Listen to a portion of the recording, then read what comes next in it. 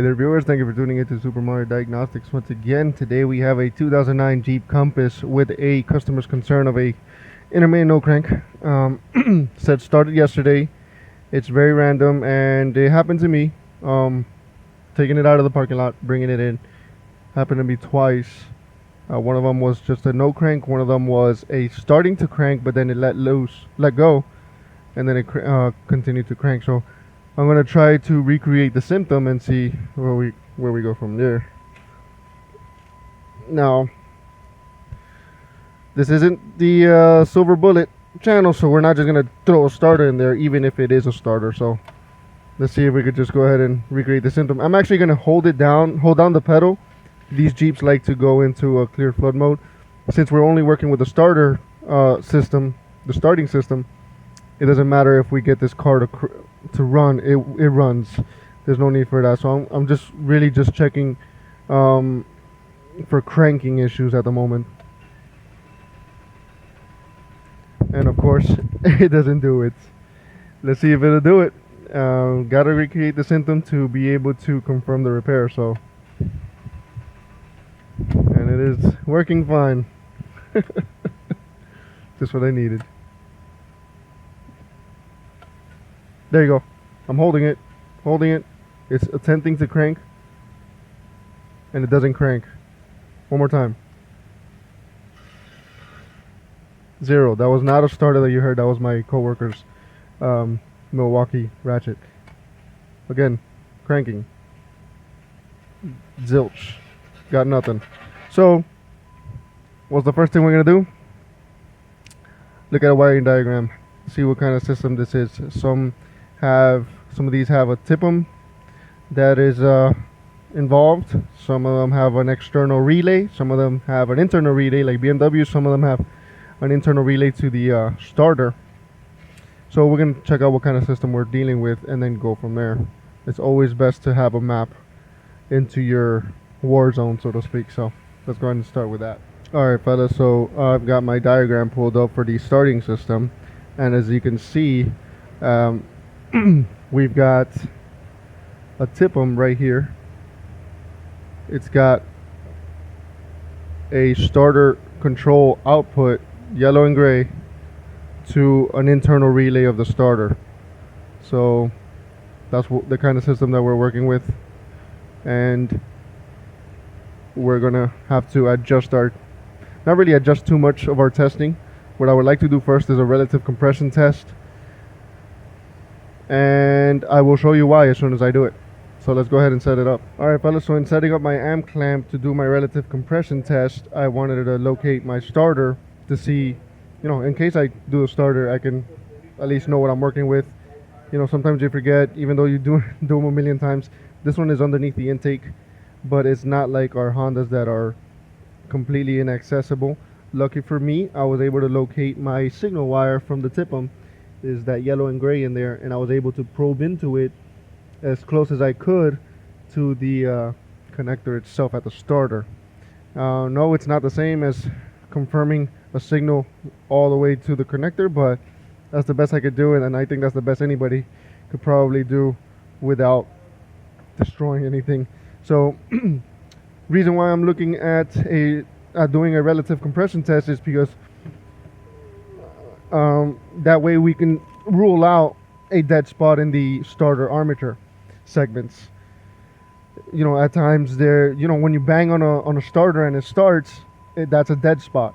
But we don't want to guess, and we want to see a visual. I want to give you guys a visual in case there is a dead spot in those segments. But now that we also have a signal from the TIPM, we can also check to see if it is a command issue from the TIPM, or if everything is great and there's no dead segments in the armature plus a good command, we can say that the internal relay to the starter is at fault.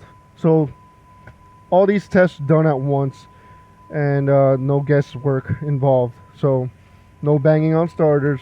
I could have done that, but it's not a definitive test. But let's continue on, and hopefully we could get a no crank combined with a relative compression test. Maybe it'll do both. maybe not, who knows. So I'm holding down the pedal and I'm looking at the screen, just waiting to get to the next screen so that I don't have a breakage in the two, between the two windows. All right, so no crank. Hopefully it cranks though. All right, so I need it. There you go. Beautiful. A no crank followed by a relative compression. That's perfect. So let's go take a look at what we got.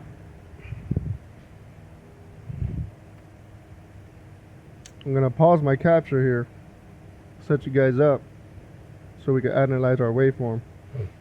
So we've got the perfect situation here. We got a no crank followed by a relative compression test. I've already set up my filters and everything, so hope you guys don't mind. And I see 0 dead spots on that armature. You guys look here, that signal is not dropping out. We're also confirming engine mechanical.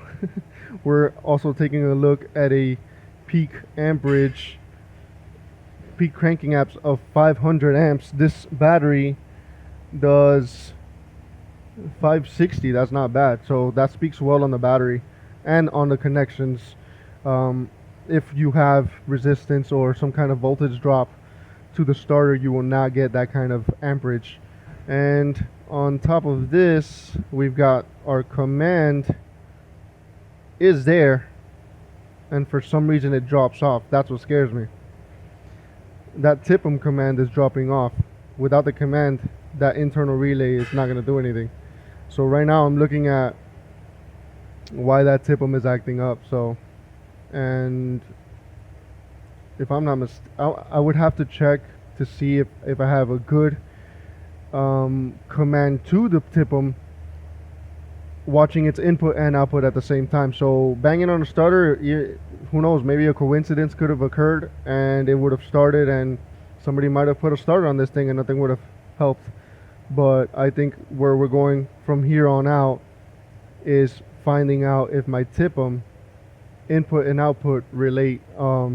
If I've got good ignition command, starting command, cranking command, but the TIPM is cutting off on me, then I know that the TIPM is at fault. Now if my ignition command fails and obviously the TIPM command to the starter fails as well, then I've already realized that something's going on with my ignition switch or something in between the two. So let's continue on our testing. Alright fellas, so real quick, I've disconnected my current clamp. My current is not an issue anymore. I'm using my command to the starter on channel B, and that way we'll know what's coming out of the TIPM to the starter. Channel A, blue, is my from the TIPM into the range sensor and to the PCM back into the green channel, my third channel, and that is obviously out of the PCM into the TIPM. So we're gonna go ahead and try to get this thing to do a no crank and hopefully a crank to see what we find. Maybe there's something in between inside the TIPM, or maybe there's something in between the output of the TIPM through the range sensor and the PCM back into the TIPM. So let's see if we get lucky. Perfect. One no crank and then a crank.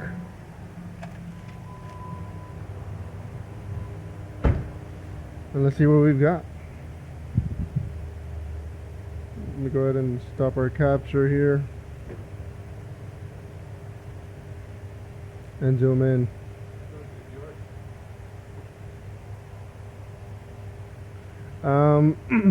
Alright, so red is our command to the starter relay. Blue is out of the TIPM, and green is back from the the range sensor and the PCM. So blue is out to the PCM and range sensor, and green is back into it.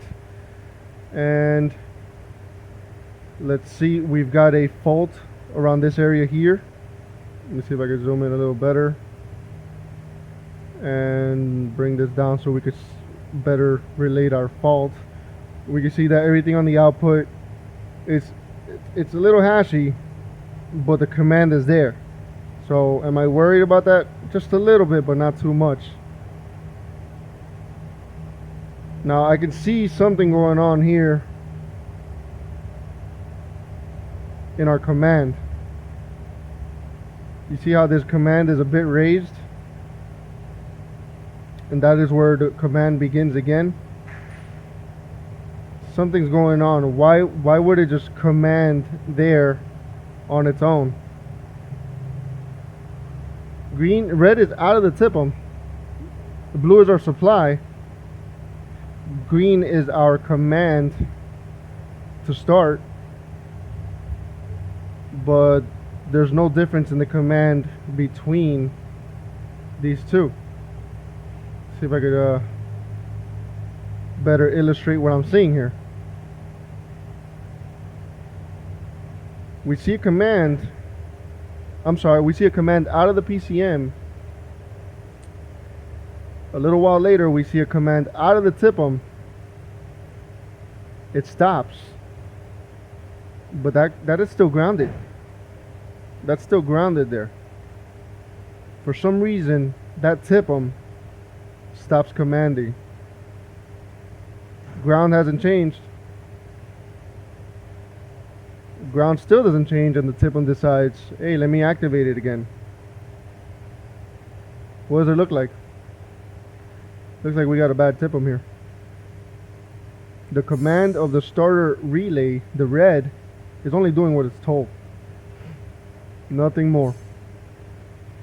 That red is only doing what it's told. But it's happening a little late. The command is way sooner than that. I'm holding the key. It's still on ground. I'm calling it. TIPM. I'm going to check my powers and grounds before I do, but that looks like a TIPM. Just like my Dodge Caravan Town and Country video. Same thing happened there. These TIPMs go bad. It's an internal relay. You guys saw the circuit. It's a mess. It goes. This doesn't apply because this is a wireless. I'm sorry, a keyless system. It's not a keyless system. It does apply, but the thing is, I've looked at these pins and they're not there. So I'm going with this diagram for all that. It's communicated. But anyway, what I'm trying to say is the module, the TIPM, receives power at all times, and it's a fused ignition switch output comes out of there into the transmission range, into the PCM, comes back into the TIPM, and then goes back out of the TIPM into the starter command. So a lot can happen in there. So let's see if we get an approval for this thing. So as you can see, that Jeep is no longer in my bay. I went to lunch, came back, customer decided to do it, but the part will take a couple of days or maybe even over a week to get it. And I backed it out, but before I backed it out, it was dead. There was no crank happening on that car, so I had to put 12 volts to the command wire out to the starter from the TIPM, the yellow-gray wire. But not only does that confirm that my wiring is good from the TIPM to the starter, it adds more to the case of the TIPM being at fault. But nonetheless, I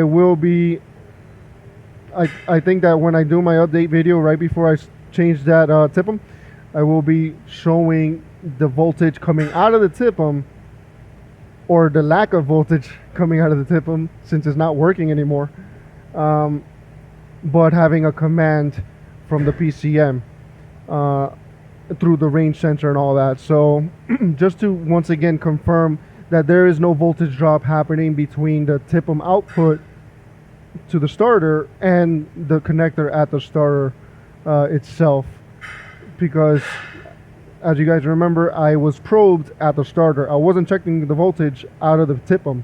I was checking it way at the starter. Now anybody could just say, hey, what's going on with that wire? Who knows if there's voltage drop? Maybe there's an issue there. So I will do that testing and show that out of the TIPM we have voltage. Nonetheless, I appreciate you guys and girls taking the time to watch, and I hope that this could be useful to somebody.